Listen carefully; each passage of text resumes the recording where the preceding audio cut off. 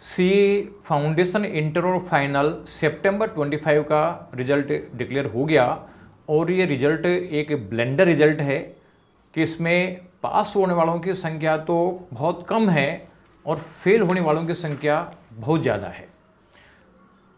कुल मिला के 3,29,416 स्टूडेंट्स फेल हुए हैं आउट ऑफ 3,99,095, यानी पास हुए केवल 69,679।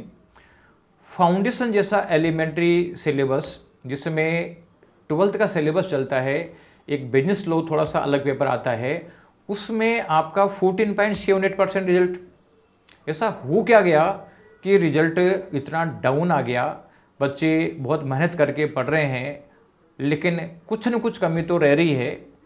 ये क्या कमी है, कैसे इसको आइडेंटिफाई करेंगे, कैसे इसको दूर करेंगे, ये सब मैं इस वीडियो में आप लोगों को बताने वाला हूँ। और अगर आप लोग इसको समझते हो तो आपको काफ़ी हेल्प मिलेगा प्लानिंग करने में। अदरवाइज रिजल्ट की तो पोजीशन आपको पता ही है क्या है क्या नहीं है। तो इस वीडियो को पूरा देखें, अपने दोस्तों को शेयर करें, साथ ही वीएसए का यूट्यूब चैनल सब्सक्राइब करके बेल आइकन दबाएं जिससे इंपॉर्टेंट स्ट्रेटेजीज में आप लोगों से शेयर कर सकूं। जैसा कि रिजल्ट आने के बाद में मेरे पास स्टूडेंट्स आ रहे हैं और बाहर के बहुत सारे बच्चे आ रहे हैं और बता रहे हैं कि किस किस लेवल के बच्चे जो 12th में 95% एंड अबोव है, इंटरमीडिएट में जिनके रैंक्स है, फाउंडेशन में जिनके 300+ मार्क्स हैं, ऐसे बच्चे फेल हो के आ रहे हैं। इतना दुख होता है लेकिन कुछ नहीं कर सकते।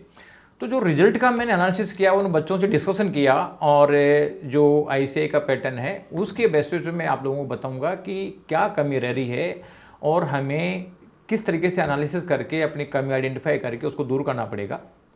सबसे पहला जो मेरे को कमी देख रहा हूँ वो है ऑनलाइन क्लासेज की।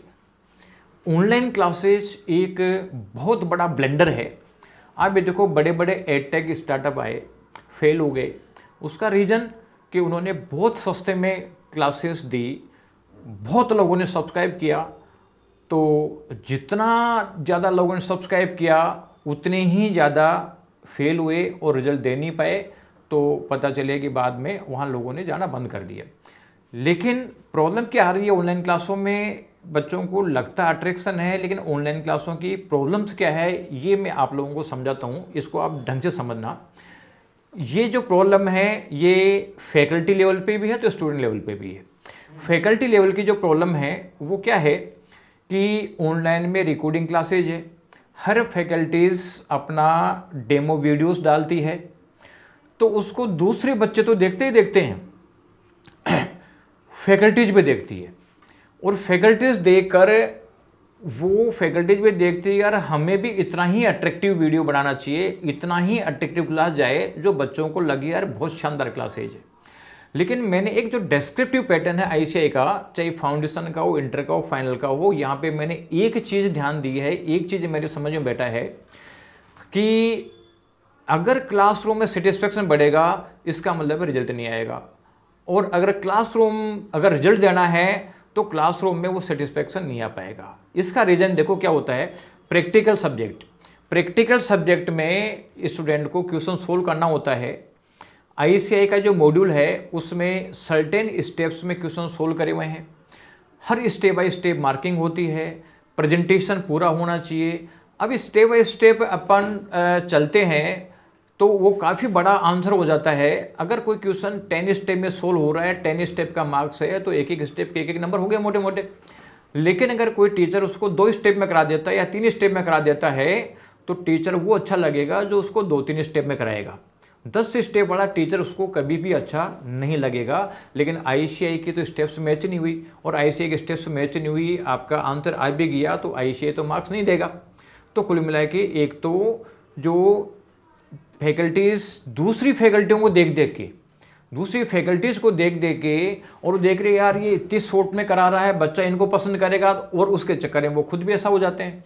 और सारी फैकल्टी जो ऑनलाइन में जो है सब ने अपना पैटर्न इस तरीके का चेंज कर दिया है कि शॉर्टकट कराओ, जिससे कि बच्चों को अच्छा लगेगा। रिजल्ट के लिए तो कह देंगे कि भाई ठीक है पास होते ही नहीं है, क्या करें, हम भी क्या करें, आईसीएआई बहुत कम रिजल्ट देता है, तो रिजल्ट सारा आईसीएआई पे डाल दिया जाता है। थ्योरेटिकल सब्जेक्ट्स, थ्योरेटिकल सब्जेक्ट में आईसीएआई को प्रोफेशनल लैंग्वेज चाहिए, मॉड्यूल की लैंग्वेज चाहिए। अगर प्रोफेशनल लैंग्वेज या मॉड्यूल की लैंग्वेज लिखोगे तो मार्क्स मिलेंगे। अगर आपने प्रोफेशनल लैंग्वेज नहीं लिखा तो इसका मतलब है कि मार्क्स नहीं मिलेंगे। अब जैसे मान लो शॉर्ट नोट्स का नंबर आ रहा है, ये शॉर्ट नोट्स जो हैं ये लगते अच्छे हैं कि एक मान लीजिए कोई सब्जेक्ट 1000 पेज का है और एक मान लीजिए नोट्स उसके 100 पेज 200 पेज के नोट्स मिल जाए तो एक तरीके से 20% ही मेहनत करनी है। तो टीचर वो अच्छे लगेंगे जो नोट्स देते हैं। और आईसीए का मॉड्यूल पढ़ना तो लगता है कि बहुत बड़ी प्रॉब्लम है, पढ़ना ही मुश्किल है। तो टीचर्स ने देख देख के अपने नोट्स भी हुड़ मच गए कि यार कौन कितने कम नोट्स जो कौन कितने कम पेज के नोट्स बनाते हैं जिससे कि वो अच्छा लगे। तो जो टीचर्स जो फेस टू फेस क्लासेस पढ़ाते थे, पहले स्टडी मटेरियल से पढ़ाते थे, पूरी स्टेप्स सोल्व करवाते थे, पूरा मॉड्यूल को थ्योरी में पूरा मॉड्यूल को समझाते थे, इस चीज़ की परवाह नहीं करते थे कि बच्चे को अच्छा लगेगा कि नहीं लगेगा। तो मतलब ये इसकी वजह से जो मार्क्स नहीं आते तो लोगों के बच्चों के मार्क्स आना बंद हो गए। आप ये देखो कि वीएसआई में मैं मेरा ही एग्जाम्पल लूँ, वीएसआई में 2020 तक यानी 7-8 साल में 7 बार ऑल इंडिया फर्स्ट रैंक आई। 2020 के बाद में ब्रेक लग गया, 2020 के बाद अब 2025 में आई है। 5 साल फर्स्ट रैंक का ब्रेक लगा। और ब्रेक लगने का रीज़न क्या है, और ब्रेक भी ये जो कब खुला कि मेरी भी कुछ 2-3 फैकल्टीज ऐसी बिगड़ गई कि वो ऑनलाइन देख देख के यार ऐसा करें, जब मतलब कि ठीक है साहब बच्चों को अच्छा लगना चाहिए, ये करना चाहिए।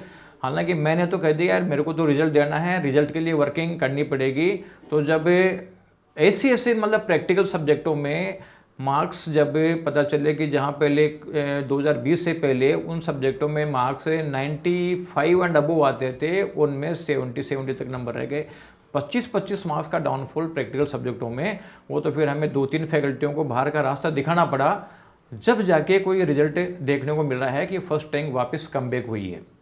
और ये तो था ही था कि मतलब चलो ठीक है, जैसे क्लास ख़त्म होने के बाद में जैसे हम 5.5-6 महीने पहले क्लासेज ख़त्म कर देते हैं, उसके बाद बच्चे केवल मेरे टच में रहते थे कि किस तरीके से करना है किस तरीके से नहीं करना। तो थोड़ा 19-20 हो जाता है तो भी मैं उनको आईसीएआई की मॉड्यूल के हिसाब से करता था। लेकिन जो कुछ फैकल्टीज़ जो बिगड़ी तो शॉर्टकट, अब मान लो शॉर्टकट से मार्क्स नहीं आए तो बच्चों को, पेपर तो हम बनाते हैं, शॉर्टकट से मार्क्स नहीं आए तो बच्चों को कहते हैं यार तो एग्जाम में मिल जाएगा या नहीं मिलेगा। तो कुल मिला के बच्चों को मतलब एक तरीके से आईसीएआई के हिसाब से प्रिपेयर होने नहीं दिया। उसका इफेक्ट आता था कि जो रिजल्ट में डाउनफॉल आया, जब हमने उन फैकल्टियों को खूब समझाया नहीं आया, जब जाके 1-2 फैकल्टियों को बाहर किया, जब जाके कोई ये फर्स्ट रैंक देखने को मिली है। यानी अब कुल मिला के रिजल्ट जब ही आएगा जब आईसीएआई का पैटर्न फॉलो करोगे, पूरी स्टेप समझाओगे, अदरवाइज शॉर्टकट के चक्कर में नंबर नहीं आते। तो ये तो फैकल्टी की तरफ से ब्लेंडर चल रहा है, क्योंकि हर फैकल्टी को ये चाहिए कि यार कॉमर्स ले पैसे कमाने हैं, बच्चा जाए भाड़ में। यानी मेरे को तो ऐसी क्लासेस देनी है जो बच्चों को अच्छा लगे, चाहे वो बच्चों के लिए फ़ायदेमंद हो चाहे फ़ायदेमंद नहीं हो। लेकिन बच्चों को अल्टीमेटली रिजल्ट है वही उसके लिए फ़ायदा है। इसके अलावा कितना भी समझ लो, अच्छी लगे कि नहीं लगे, उससे कोई इम्पोर्टेंट नहीं है।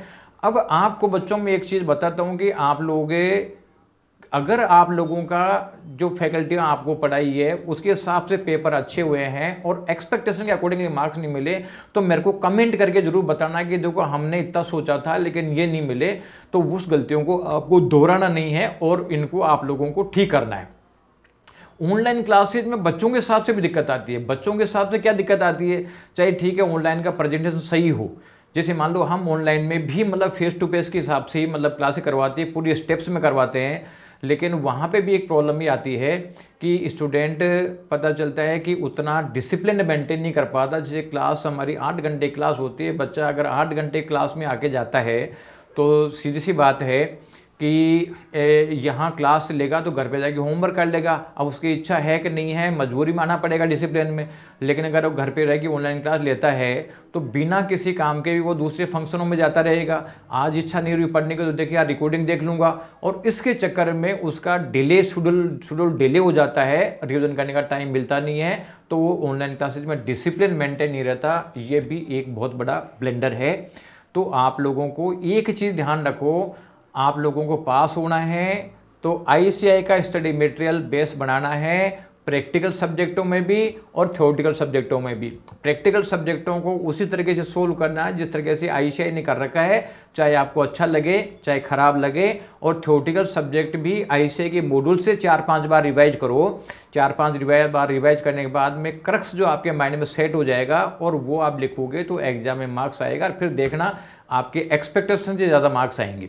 अदरवाइज आपको एक चीज़ और बताऊं मैं, आप लोगों की ऑनलाइन के बेसिस पे अगर आप लोगों ने अच्छी मार्क्स की उम्मीद कर रखी थी, नोट्स के बेसिस पे कर रखी थी, तो आप लोग अपनी कॉपियाँ मंगाना। आप ताज्जुब करोगे कि आपके जो मार्क्स कुछ दिख भी रहे हैं ना, ये एमसीक्यू के मार्क्स होंगे, क्योंकि एमसीक्यू तो फिर भी शॉर्टकट से कर सकते हो, लेकिन डेस्क्रिप्टिव पार्ट नहीं कर सकते। डेस्क्रिप्टिव पार्ट में मार्क्स नहीं आ रहे होंगे। आप कॉपी मंगा के देखना, आप लोगों को समझ में बैठ जाएगा। और ये काम जरूर करना, क्योंकि जब तक आपको कमी पता नहीं चलेगी, जब तक आप उसको करेक्शन नहीं करोगे तो आगे रिजल्ट नहीं आएगा। तो इस चीज़ को आपको ध्यान रखना है। दूसरा जो प्रॉब्लम आ रही है वो आ रहा है 3 अटेम्प्ट की। ये 3 अटेम्प्ट भी एक ब्लेंडर है। आईसीएआई को तो क्या है कि हर अटेम्प्ट में एग्जाम फीस लेनी है, तो लेकिन बच्चों का तो प्रॉब्लम आ रही है, एक रिजल्ट के बाद दूसरे रिजल्ट में 50 दिन का टाइम बचता है।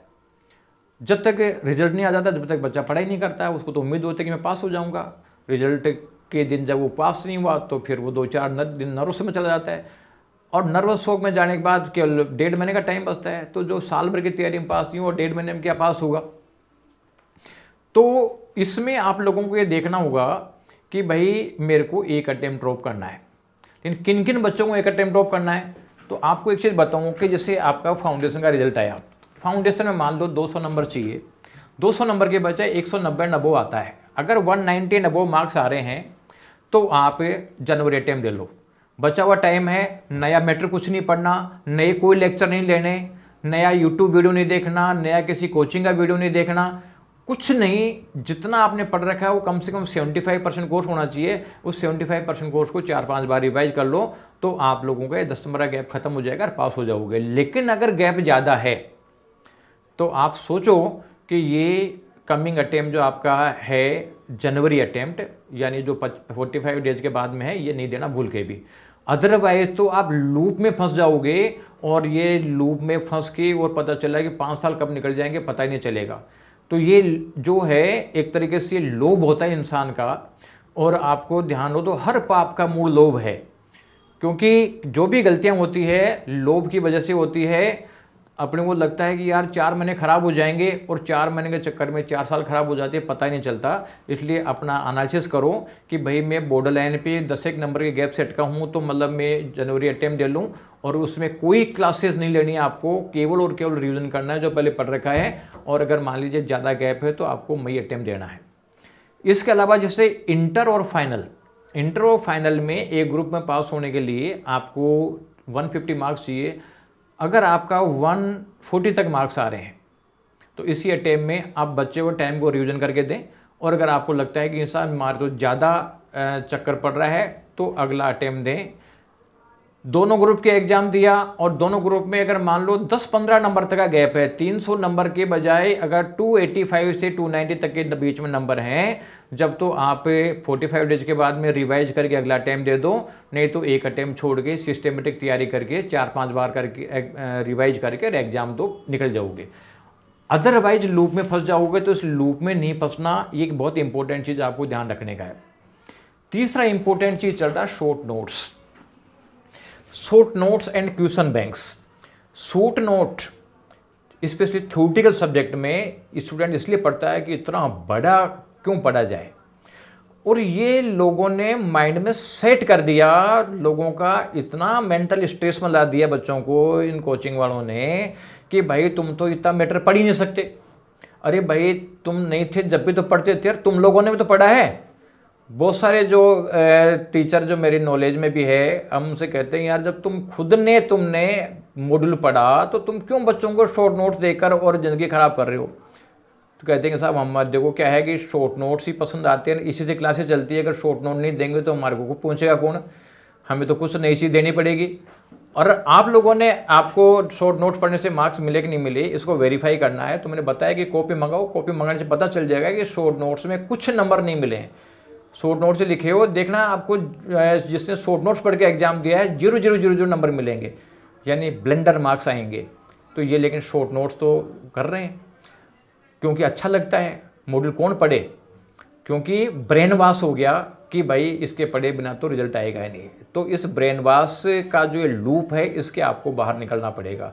क्वेश्चन बैंक, अरे भाई आईसीआई स्टडी मटेरियल में प्रैक्टिकल क्वेश्चन है, आप देखना कि पूरा पेपर आईसीआई के स्टडी मटेरियल के जो क्वेश्चंस है उन्हीं को ऐड करके, लेस करके या मिक्स करके बनाया जाता है। ये पुराने आरटीपी एमटीपी सजेस्टेड है, ये भी जबी के हैं जब आप लोगों को इसमें आपको मॉड्यूल हो जाए तो कुछ एक्स्ट्रा कर सकते हो, लेकिन मॉड्यूल 4-5 बार रिवाइज हो जाए तो ये आरटीपी एमटीपी सजेस्टेड 2-3 अटेम्प्ट के कर लो। अदरवाइज पता चले कि साहब मॉड्यूल तो हुआ नहीं या मॉड्यूल एक बार रिवाइज हुआ है और ये आरटीपी एमटीपी सजेस्टेड में टाइम वेस्ट कर रहे हैं, तो इनसे कोई एडिशनल बेनिफिट मिलने वाला नहीं है।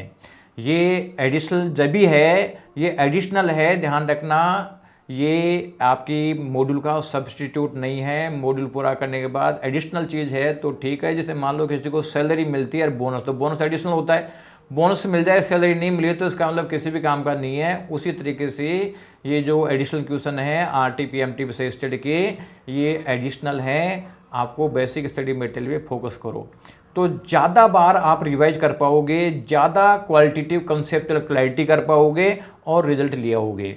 तो भाई इन चीज़ों को सोचो, आप लोगों के लिए बहुत ज़रूरी है। आप लोग लूप में फंसे हो, एक साइड कोचिंग वाले हैं जो आपसे किसी न किसी तरीके से पैसा कमाने के मूड में रहते हैं, और दूसरी तरफ आईसीआई है और वो कहता है कि साहब मैं तो एक तरीके से नंबर दूंगा, तो वो आईसीआई के स्टडी मटेरियल से जो लिखा हुआ उसी में देगा, दूसरे में नहीं देगा। ये आप लोगों को माइंड में सेट कर लो, जब जाके मार्क्स आएंगे। मेरी जो आवाज़ है ये आपको कड़वी ज़रूर लगेगी, लेकिन यही एक दवाई है, क्योंकि दवाई हमेशा कड़वी होती है, मीठी दवाई कभी दवाई नहीं होती, वो हमेशा नुकसान करती है। इस चीज़ का ध्यान रखो और डिसाइड कर लो कि अब हमारे को एग्ज़ाम केवल पास होने के लिए देना है, केवल और केवल एग्जाम में अपेयर होने के लिए नहीं देना, हमें पास चाहिए। और ये जब भी करोगे जो मैंने बताया इन सब चीज़ों को आप लोगों को फॉलो करोगे। Thank you.